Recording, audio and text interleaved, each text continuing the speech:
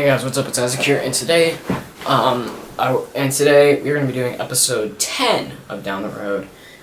Finally back with it, but yeah. So today we're gonna be going down the road of every single Nintendo console ever made. So yeah, let's go ahead and get started.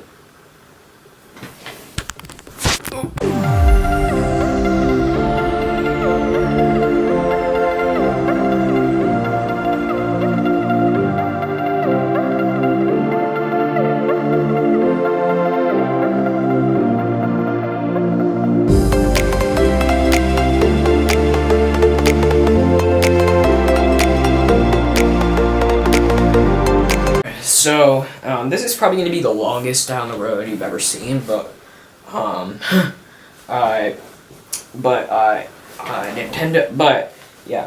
Nintendo consoles there's so many of them, but, yeah, so we're going to do this into two sections. We're going to have the home consoles, and then we're going to have the portable consoles, so, yeah, let's go ahead and get started. So, Nintendo's first ever home console was the Color TV game series. So the Color TV game series came out in 1977. I don't have the exact date because it was never officially released in the US. I think it was only in Japan or Korea or something, but I think it was only in Japan. But yeah, but Color TV game series was wild compared to today. What the heck? And then a couple years, and then about 6 years later, we got the first ever Nintendo console seen in the U.S.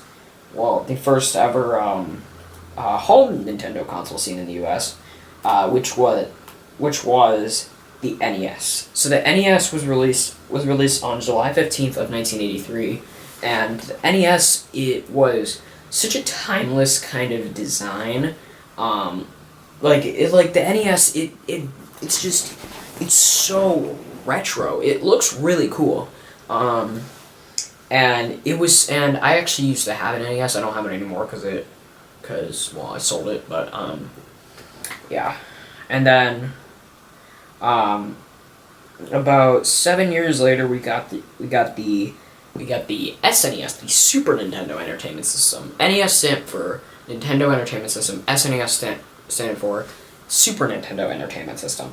So the SNES was released on November 21st of 1990, and it was different from the NES in a lot of ways, because it was kind of a more flattish design.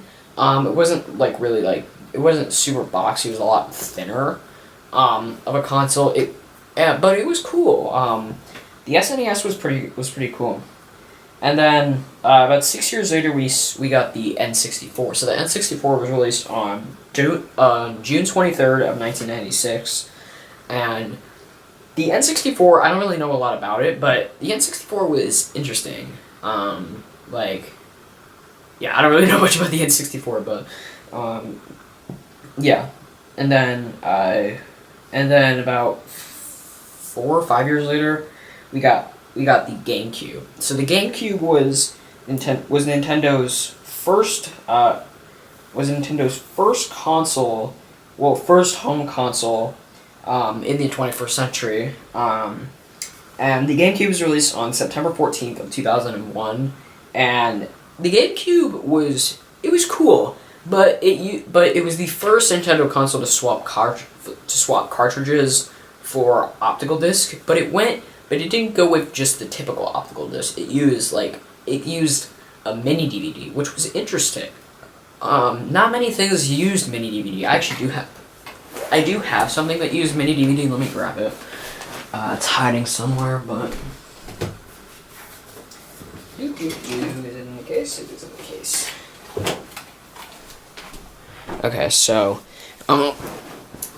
this really old Sony Handycam used mini DVDs, and I don't know if you guys have ever seen a Handycam before. You probably have, but I can never remember how to open this. Jeez. Anywho. Yeah, this Handycam used mini DVDs. So mini DVDs was a weird choice instead of just regular discs. And then a couple months later, we saw a Nintendo console that was very similar to the GameCube, but a lot bigger and never released in the US, and that was the Panasonic Q. So the Panasonic Q was released on December 13th of 2001. It was only released in Japan. And Austin Evans actually did a video entitled "The Forgotten Nintendo Console." I'll leave that video in the description if you guys want to check it out. But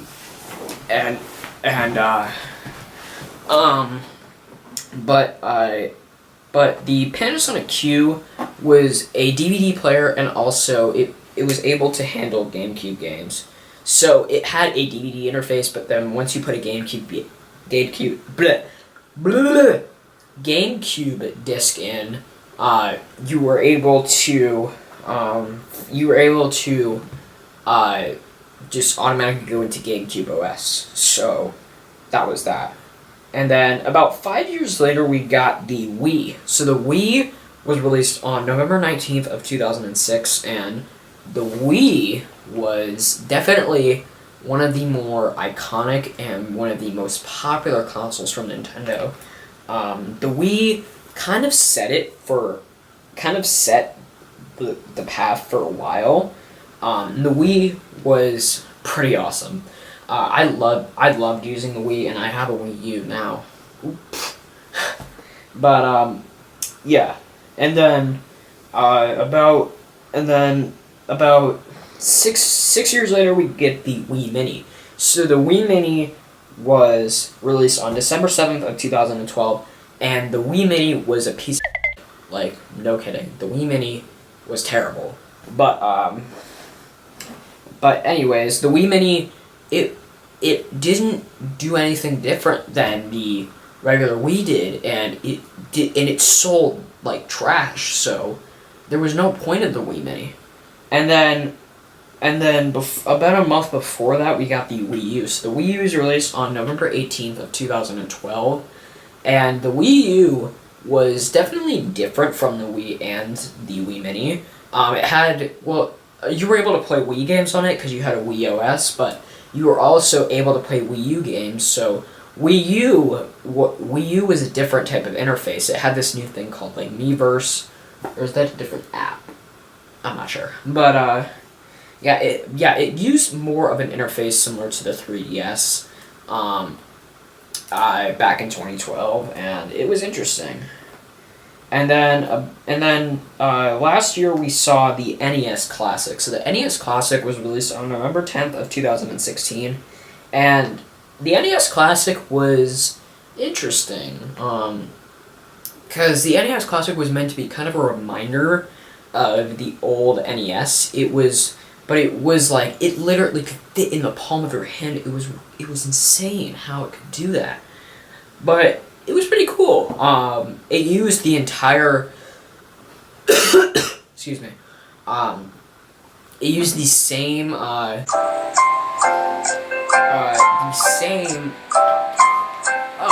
god, what is wrong with me? It used the same it's used the same iconic NES design, same controller, same, well, pretty much overall design, but it literally could fit in the palm of your hand. It was crazy.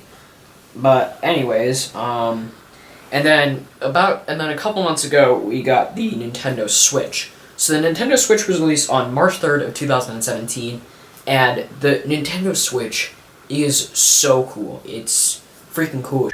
But yeah, the Switch really is way different from anything you've ever seen.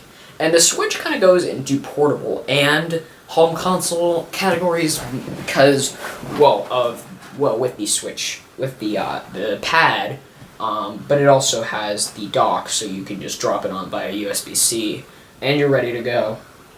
But it has the Joy Cons that you just slide on, super easy, super cool, super innovative, and just Switch is awesome. And now let's get to the portable consoles. So, Nintendo's first portable console was the Game & Watch. So the Game & Watch was released on April 28th of 1980, and the Game & Watch was weird. Like, it's so different from anything you've ever seen, from anything you've seen. The Game & Watch, I don't even think it was released in the U.S., but anyways, the game, and then about 9 years after that, we got the Game Boy. So the Game Boy was released on, April 21st of 1989, and God, what's wrong with me? And the Game Boy really set Nintendo on the right path for portable consoles. They knew what they were doing, and it was really in that perfect mindset. So yeah, and then about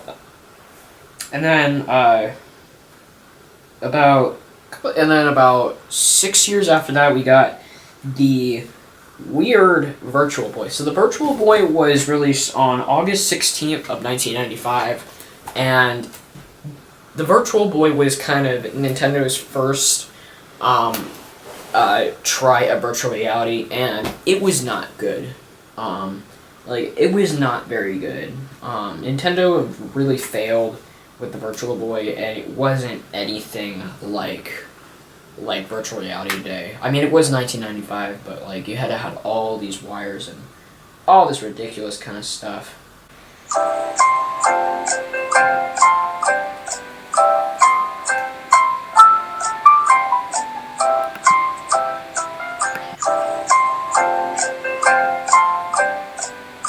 Sorry about that. I was messing around with this phone, but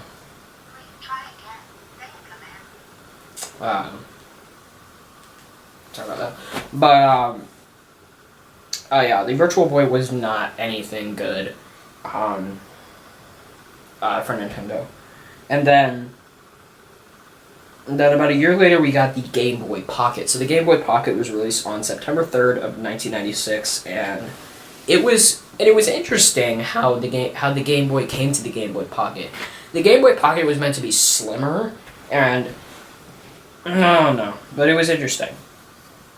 And then about 2 years later, we got another person in the Game Boy series, which was the Game Boy Light. So the Game Boy Light was released on April 14th of 1998, and it was interesting, but the Game Boy Light was not anything. Well, actually, no, I shouldn't say that. But the Game Boy Light, it was definitely way different than the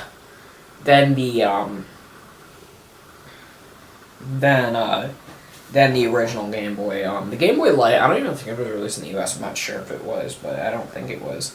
And then after that, we got the Pokemon Pikachu. Now, I don't know the release date of the Pokemon Pikachu, but Nintendo did develop the Pokemon Pikachu portable console, and it was weird, and it was interesting. I do have an image right here, but I don't have anything besides that. But anyways, and then a couple months after the Game Boy Light, we got the Game Boy Color. So the Game Boy Color was released on November 18th of 1998. And I actually used to have a Game Boy Color, but I think the battery's corroded, and I don't even know where it is, but yeah, I did have a Game Boy Color at one time, and yeah, so the Game Boy Color was definitely, it came in all these vibrant colors. It kind of reminded me of colors of like an iPod Nano, which is cool, but it wasn't like anodized aluminum, it was just plastic, but and then after that we got the Pokemon Pikachu 2, which I don't know what to really say to that. I don't know what to really say to Pokemon things, but yeah. and then a little while after that, we got the Game Boy Advance. So the Game Boy Advance was released on June 11th of 2001, and it was Nintendo's first portable console in the 21st century. So that was pretty cool. And the Game Boy Advance was kind of this flip open-ish design. I think I might have had a Game Boy Advance at one time. Or maybe it was a Game Boy Advance SP, I'm not sure. But I'm not sure. And then a couple months after that, we got the Pokemon Mini. So the Pokemon Mini was released on November 16th of 2001. And the Pokemon Mini was interesting. You didn't, I don't know a lot about the Pokemon Mini. But, then about 2 years after that, we got the Game Boy Advance SP. So the SP was released on March 23rd of 2003, and the Game Boy Advance SP was really, really weird. But, well, actually, no. I might have had an SP at one time, or something similar to that. It was some kind of Game Boy, but I don't have it anymore. But I used to love the Game Boy. And then about 2 years after that, we got the Game Boy Micro. So the Game Boy Micro was released on September 19th of 2005, and I don't think the Game Boy Micro was released in the US. It might have been, but I'm not sure. I haven't heard the Game Boy Micro before this video, but yeah. And then a little while after, actually about a year before this, before the Game Boy Micro, we got the Nintendo DS. The DS was released on November 21st of 2004, and the DS was definitely setting the next generation of portable consoles for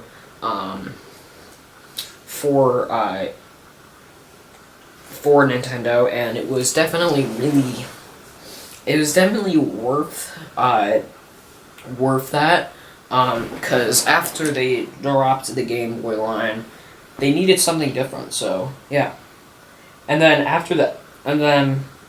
about 2 years after that, we got the DS Lite. So the DS Lite was released on, a voice crack, but the DS Lite was released on June 11th of 2006, and the DS Lite was pretty cool, but it was a little bit cheaper than the original DS was, and it looked a little bit different, but the DS Lite came in a bunch of different colors.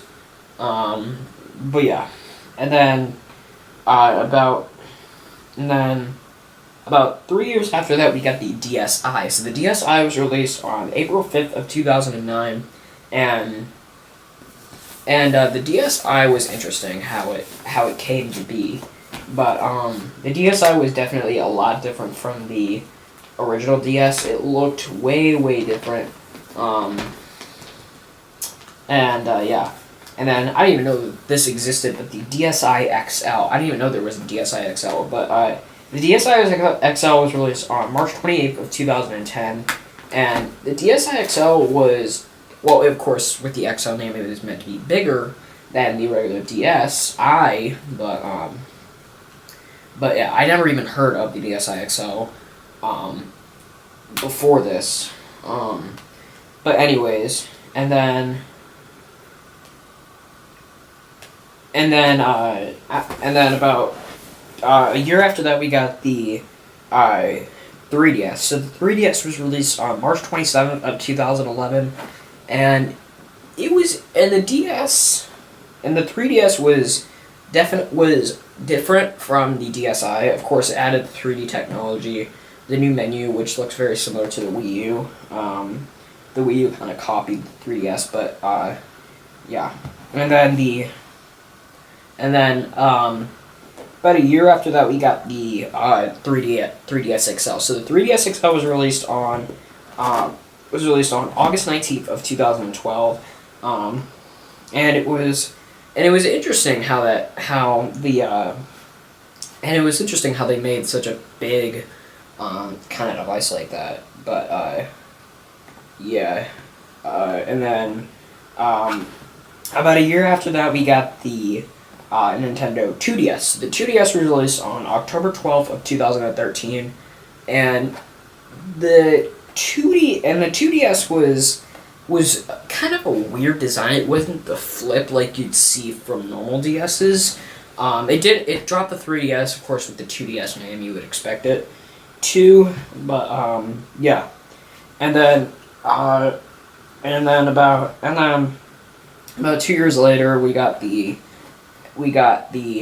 next generation of the 3DS.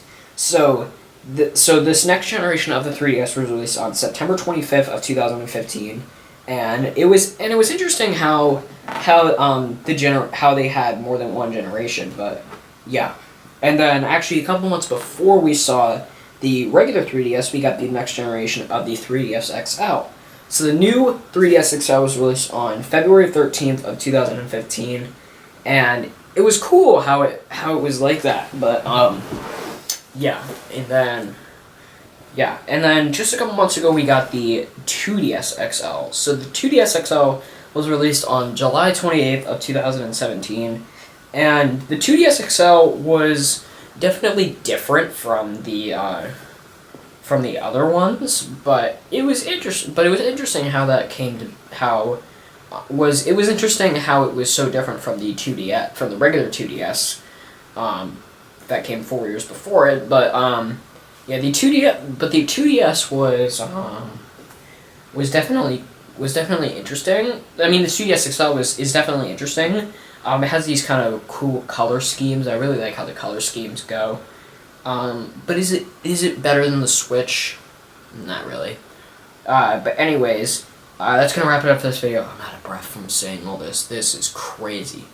But if you guys did enjoy this video, make sure to leave a like. These are really hard to edit sometimes, but yeah.